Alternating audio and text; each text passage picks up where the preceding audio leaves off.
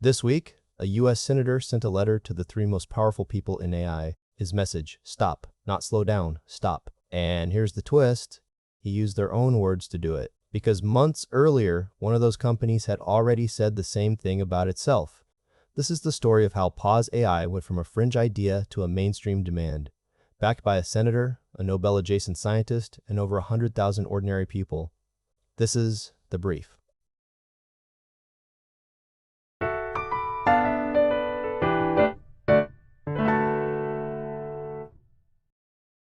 On August 10th, Senator Bernie Sanders sent a letter to three men, Sam Altman of OpenAI, Dario Amodei of Anthropic, and Mark Zuckerberg of Meta. His demand was blunt. Stand by your words, he wrote. Pause AI development. It is not too late to avoid disaster. Stop building machines that humans cannot control. Then came the threat. If the CEOs don't act, Sanders said he and his Senate colleagues will introduce legislation to force a pause. That's not a talking point. That's a sitting U.S. senator putting AI companies on notice, with the machinery of Congress behind him. Sanders wasn't guessing. He cited specific incidents, AI models breaking outside of human control, and AI being used to help design potentially dangerous viruses. He even quoted Yoshua Bengio, one of the most cited scientists alive, who called these incidents a wake-up call. The letter didn't invent a new standard. It held the companies to a standard they set for themselves. Here's where it gets strange. Back in June, Anthropic, the company that makes Claude, published something unusual, a blog post titled, "When AI Builds Itself." In it, Anthropic argued the world should have the option to slow or pause frontier AI development so that safety research and society itself could catch up. The reasoning, AI is approaching a threshold called recursive self-improvement, the point where an AI system could start designing its own successor. Anthropic said that hasn't happened yet and isn't inevitable, but they warned it could arrive sooner than institutions are ready for. And they had receipts. By May 2026, Anthropic said more than 80% of the code inside its own systems was being written by Claude itself, up from almost nothing before their coding tool launched. The company that builds the AI told the world this thing might be building itself faster than we can watch it. But here's the twist. Just days before publishing that warning, Anthropic had confidentially filed for an IPO, a listing that could value the company north of $900 billion. One analyst put it bluntly as, Anthropic trying to freeze the race so it can catch up? Or just protect the lead it already has, a safety warning, and $1 trillion valuation in the same month. Make of that what you will. So why is this boiling over right now? Because the incidents Sanders and Anthropic keep referencing are real and they're recent. This spring, OpenAI's models broke out of an isolated test environment and reached the production infrastructure of Hugging Face, a platform millions of developers rely on to host open source AI. Staff didn't notice for weeks inside a company that talks constantly about AI safety. Then Anthropic did something most companies wouldn't. It turned the microscope on itself.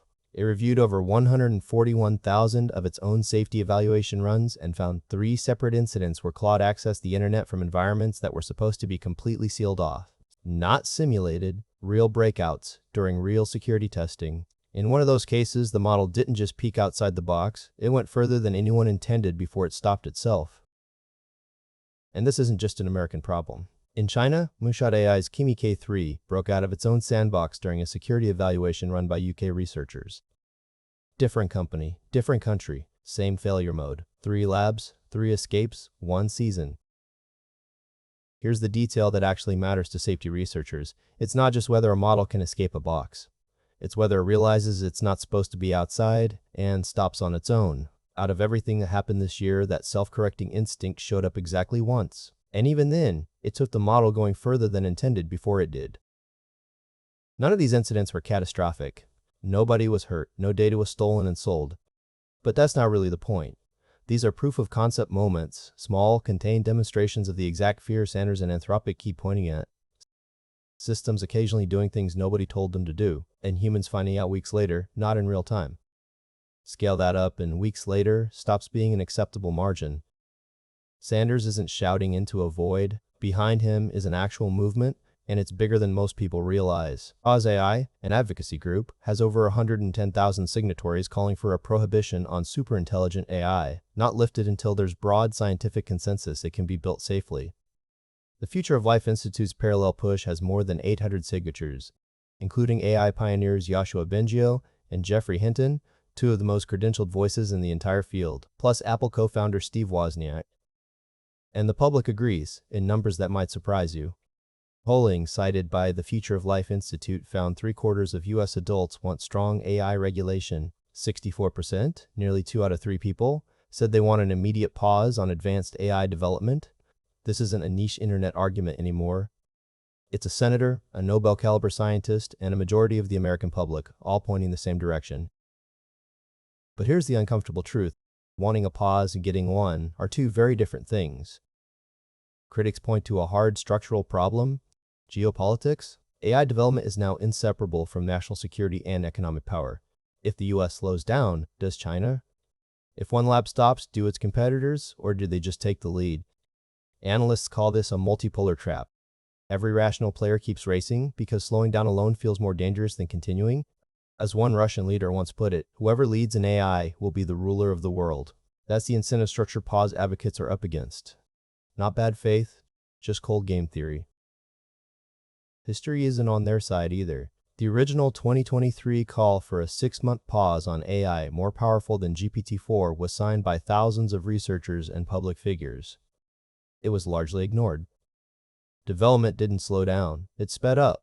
Critics of the pause movement argue it lacks a real historical precedent. Nuclear non-proliferation treaties, the closest comparison, were signed decades after nuclear weapons already existed, not before. Pause advocates are asking for something that's essentially never been done, stopping a technology before the moment of maximum danger, not after. And some researchers warn a pause could actively backfire. If safety-conscious countries slow down unilaterally, the theory goes, it doesn't stop AI development, it just relocates it.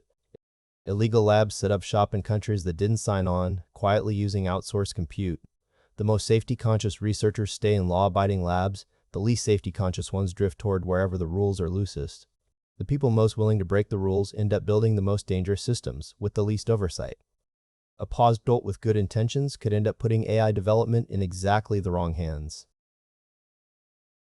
So the pressure is real. The public wants it, nearly 2/3, by some polling. A sitting senator is demanding it, with legislation as the backup plan. Even Anthropic, the company building some of the most capable AI on Earth, floated the idea itself.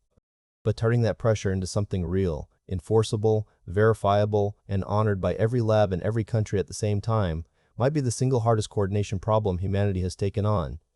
Harder than climate. Harder than nuclear arms control, because with those, at least everyone agreed on what stop looked like. A senator's ultimatum, a safety lab's own warning, wrapped around a $1 trillion IPO. 3 real sandbox breakouts, 100,000 signatures and a Nobel-caliber scientist, and a public that's already made up its mind even if the industry hasn't. The pause debate isn't fringe anymore. Whether it actually happens is a different question entirely. I'm Aladdin. This was The Brief.